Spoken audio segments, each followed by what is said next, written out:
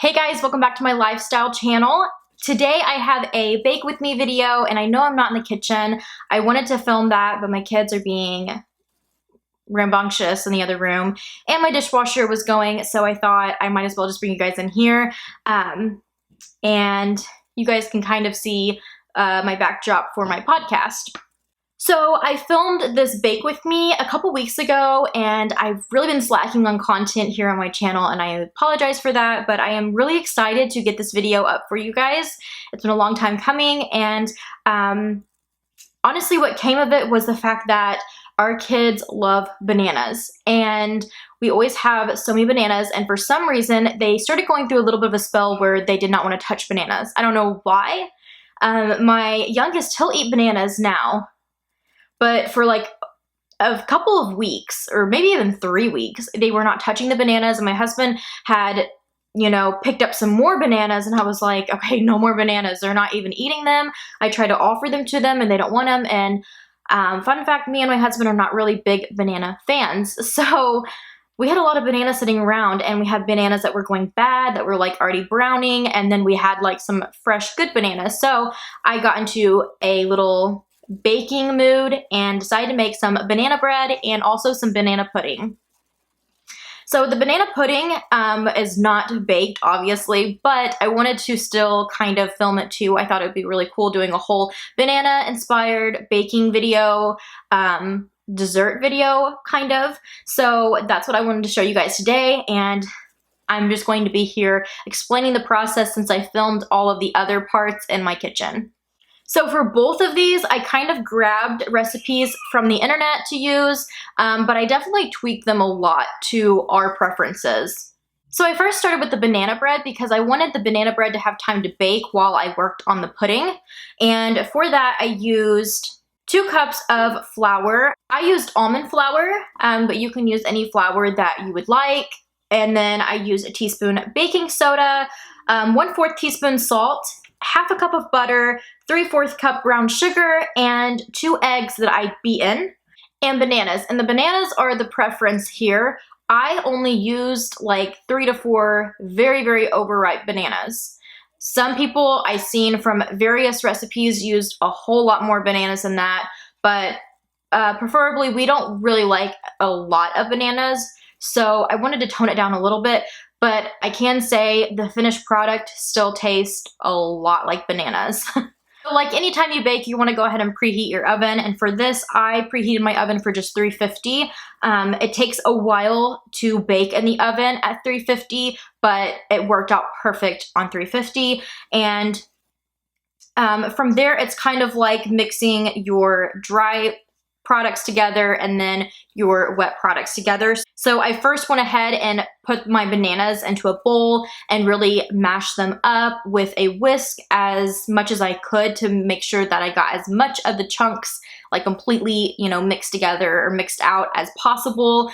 And then I realized that I probably would need that big mixing bowl for the finished product. So I went ahead and cleaned that bowl out and put my bananas into a smaller bowl so that we could use the big bowl for the dry ingredients. So you want a good sized bowl for your dry ingredients and then a smaller bowl for the wet ones like I said before. And in your big bowl, you're going to go ahead and add your flour, your salt, baking soda,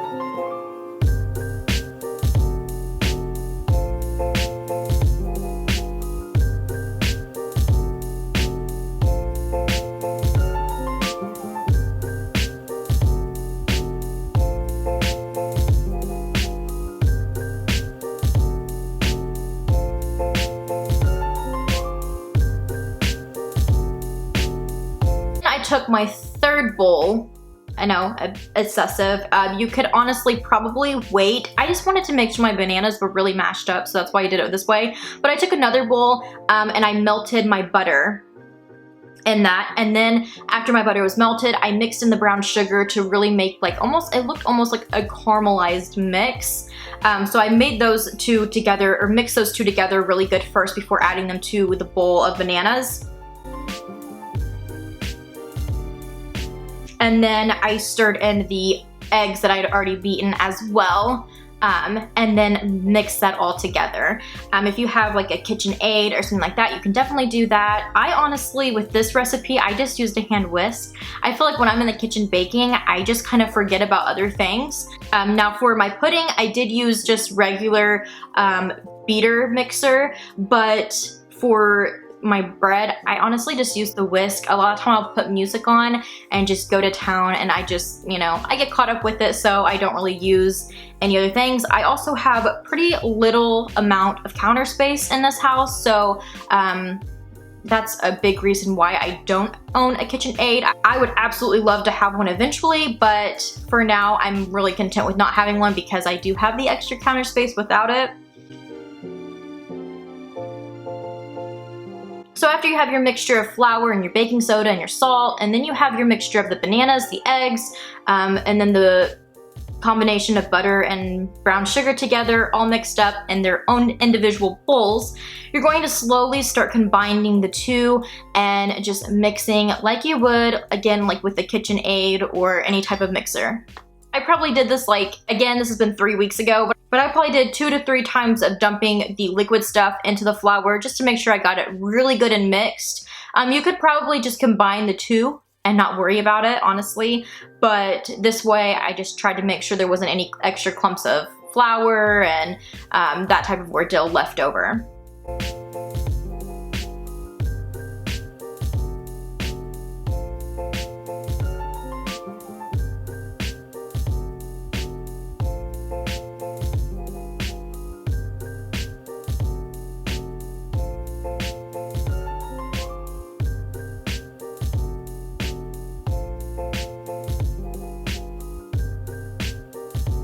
After that, in your greased pan, I just use, I don't even know what the correct term for these pans are. Again, I've said in other videos, I'm a mom who loves to bake and cook. I'm not like a professional here, but just like those pans that are just like bread pans, that is what I used, and I made sure I sprayed it really good with some Pam and went ahead and put my mixture in, and it was ready to go in the oven. And I was pretty proud of myself at this point. I was like, that looks pretty good. I was just hoping like it would rise okay and it would look really good after it baked. So you're gonna go ahead and stick that in the oven, and this sucker bakes for like 60 minutes. So like the next hour, you have time to get that pudding going if you have a lot of bananas laying around like we did.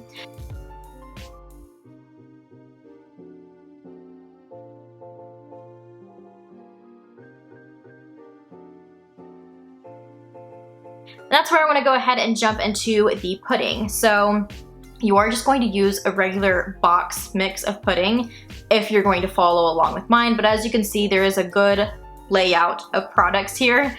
I personally ended up making a batch with 2 boxes of the instant pudding vanilla. So I used 2 of those, which are, I don't know, are they like 5 ounces or something like that? They're just like the little square ones that you can get at the store, but I got the Jell-O brand. It's just what I seen, but it is vanilla. To make that from that box, you are going to need some cold milk, and I think those boxes call for 2 cups of cold milk, so with using 2 boxes, I went with 4 cups of cold milk. Then I used 1 whole can of sweetened condensed milk, 1 tablespoon of vanilla extract, 1 container of frozen whipped topping, so frozen Cool Whip, and 1 package of, a lot of places like to use like vanilla wafers. I wanted to get golden Oreos, but that day I was kind of on a time crunch and I was placing my order through Aldi's because I have it delivered, and I had to get the off-brand, but we actually really liked how they taste. Sometimes with off-brand stuff, you're like, it's like cereal. Like, I can't do off-brand cereal, but with these, they actually were really good. I don't know if I would say they're as good as golden Oreos, but they weren't bad, and they did really good mixed into a pudding. But instead of wafers, I did go the like golden Oreo route. I just love that and prefer that a lot more than the vanilla wafers. But you can definitely use vanilla wafers if that is your thing. And then besides that, you need your bananas. And again, this is very optional and your preference on how many you want to cut up and put in there. So first of all, you just want to make your Jell-O like the box says. I poured in my packets and then I poured in the milk over it. At first, I had just made 1. and that's why there's not that much in the bowl. And then I decided I'm gonna need more because I'm filling up a whole glass bowl of this pudding. So I ended up making 2 batches before I poured in the sweetened condensed milk. But like I said, just follow the instructions on the box. It's literally just beating the pudding mix and the milk together. I think I beat mine for about 5 minutes with my mixers, and it was like a really good consistency. And then after that, I went ahead and put in the sweetened condensed milk, blended it up really good. Like I said, that was a full can. And then I went ahead and put in my vanilla, my frozen Cool Whip, and I mixed that all up too. Now, at that time, I didn't use my beaters with the frozen Cool Whip. I just used a spoon to really just, you know, I don't even know the correct term, just to shuffle it all in there. I just looked it up. It's called fold in. So I folded in the frozen topping, frozen Cool Whip.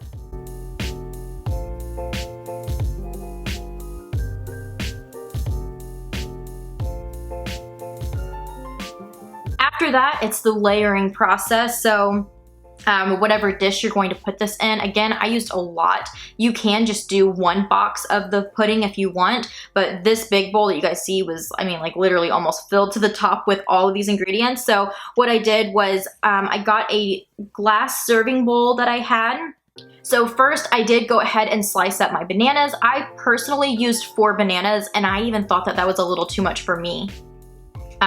Because again, we're not like big banana people, but it wasn't bad though. And I did end up giving leftovers of the bread and some of the pudding to my grandparents, and they absolutely loved it. So I don't think it was too heavy with it. I know some people add a lot more bananas to it. I go pretty light when it comes to banana stuff. After you get your bananas all sliced up though, it's just pretty much the layering process. So in a glass bowl that I was using, any Tupperware or anything like that could work, I layered in the cookies and then bananas over top and then pudding, and then I just did that again until I got all the way up to the very top of the bowl.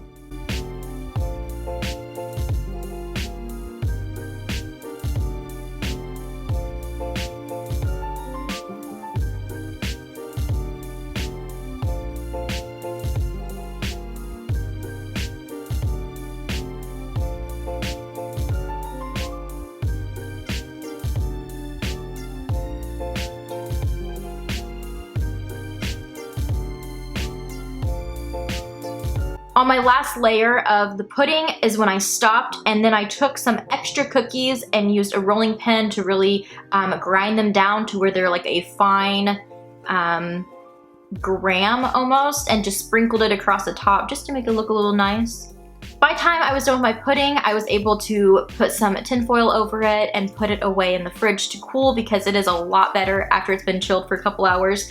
And then my banana bread came out, and it was completely perfect. Like, it just looked like a good loaf of bread. I was really impressed with how it turned out. The sides did feel a little stiff, but I did just set it on a cooling rack and let it cool for a while, and then I went on with dinner and, you know, fed my kids. We ate dinner, and then afterwards for dessert we had some banana pudding that had been chilled for a while, and I cut open into the banana bread, and it surprisingly was super moist. I know that's a nasty word, but super moist, super soft, and really good. It definitely still has that overpowering banana flavor. It's not something I probably will make all the time, but hey, if you have some bananas going to waste, it was really fun to like throw all together and bake.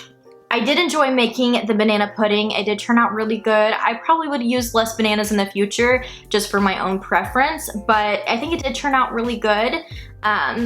But there was just so much of it. If it wasn't for the fact that I could give my grandparents a lot of it, a lot would have went to waste. So it does make quite a bit, and I'm just not somebody that can eat that much of it, and I try not to. But yeah, that's a little wrap up on baking some banana bread and making some banana pudding. I hope you guys enjoyed this short little video. I will have more coming. I've been filming tons of videos for this channel, but I haven't had the time to edit or get intros like this done for you guys. So more content is coming. That's it. Like always, I will have my blog post linked right down below. We'll have the whole ingredient list of everything that I personally used for mine, so you can easily screenshot that for your shopping list. And it also will have simple basic instructions for while you're cooking if you don't want to rewatch this, which you definitely can and just listen to follow along. But if you'd rather just listen to some music and just look at instructions just typed out so you can just read it out, you can check out my blog because I'll have basic instructions there, as long as tons of pictures that I took along the process of making these too. I hope you guys enjoy. Give me some thumbs up and subscribe to this channel if you did enjoy. Thank you so much for watching, and I'll see you in my next video.